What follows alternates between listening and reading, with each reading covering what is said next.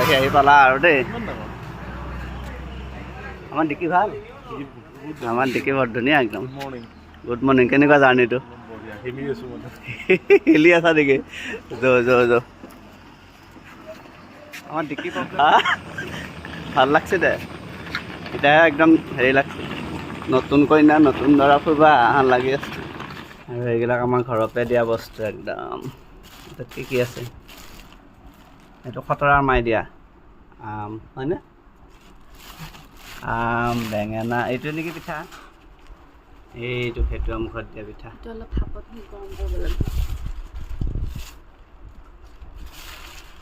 এইটো ডাইৰেক্ট হালধি